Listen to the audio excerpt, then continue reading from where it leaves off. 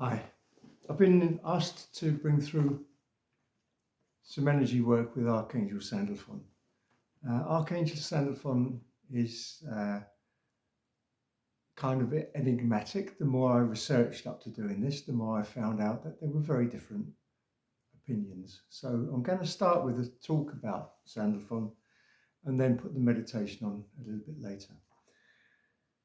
So Sandalphon is often referred to as the tall angel and also seen very often as an angel who's holding a musical instrument, often a drum. Um,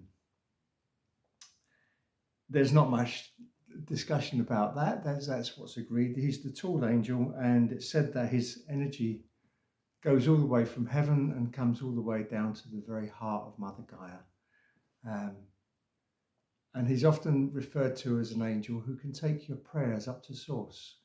So if you have any prayers, especially prayers which are focusing on the benefit of others or the benefit of the whole world, then Sandalphon is absolutely one of the top angels to talk to for taking prayers to heaven, especially those working with the earth for the benefit of the earth.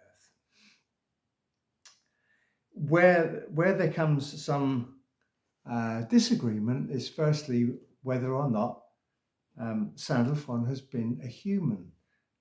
There's a lot of evidence or a lot of people who say, and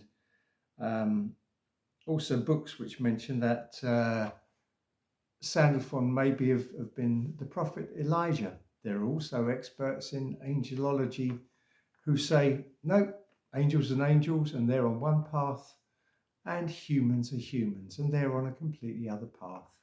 So who's right?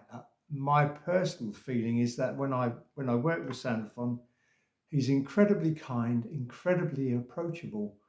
So the theory that he could have been had experiences as a human is not impossible in my world. Um, Whether he was created an angel, chose to be sent down to earth to do some work and came down in a human form and then returned to being an angel, or whether he kind of worked his way up through humanity. And unlike the most of us who end up hopefully becoming an ascended master and eventually fully enlightened, perhaps once in a while a human ascends not to be a master but to be an angel. In that respect, he's a bit like Archangel Metatron, who is also said to have been a biblical prophet who ascended in the Bible and became an angel. And they said to be almost like a pair, not a pair as in being the same, but a pair as in being complementary. Um, Metatron works in the top of one of the top chakras, the stellar gateway, about a meter over our heads and connects us to heaven. And Sandalphon works in the Earth star, and it's about a meter from the Earth. Another area where there's a little bit of disagreement is some people say that Sandalphon has an etheric retreat and that it's in a cave in Guatemala in Lake Atilan. Other people say, no, he doesn't have an etheric retreat. His place is in the heart of Mother Gaia. I think the word etheric is the word which confuses people here because we think of an etheric retreat. You know, when I've done some work with Metatron, we've gone to a retreat which is up over Luxor. When we've done some work with Michael, we've gone to a retreat which is over Lake Louis in Banff, Canada.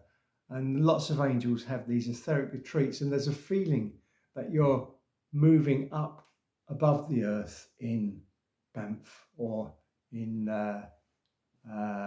over Luxor or where the different places might be. In this case, when we're going to do the meditation a bit later, you'll find that we're not actually moving up. We're going into this cave, which is full of beautiful crystals, and we'll actually be spiraling down. This takes me a little bit back to the concept of Sandalphon being associated with musical instruments. Very often it's said that he's in contact with the music of the spheres, the vibration of the movement of the universe. And this is probably very true. However, the fact that I see him pictured very often with a drum reminds me very much of shamanism, and the that combined with going into a cave which is in the real world, not a fantasy, and then spiraling down into this cave. This is a very shamanic kind of thought, and moving down into the shamanic realms, the underworld, connecting with the what's found in the underworld. When we first start working with Sandalphon and we start working with our Earth Star chakra, we often find that the Earth Star chakra starts off being kind of very black and white, almost yin and yang about it. And as we activate the Earth Star chakra and it becomes faster and faster, the black and the white mixes into each other and it starts moving into a color which probably is closest to a hematite crystal, sometimes called bloodstone. It's got that kind of blue silver, and just like bloodstone or hematite, seen from different angles, it may look black, it may look white, it may look silver, almost a bluey silver. I see Sandalphon with this beautiful bluish silver sheen to him.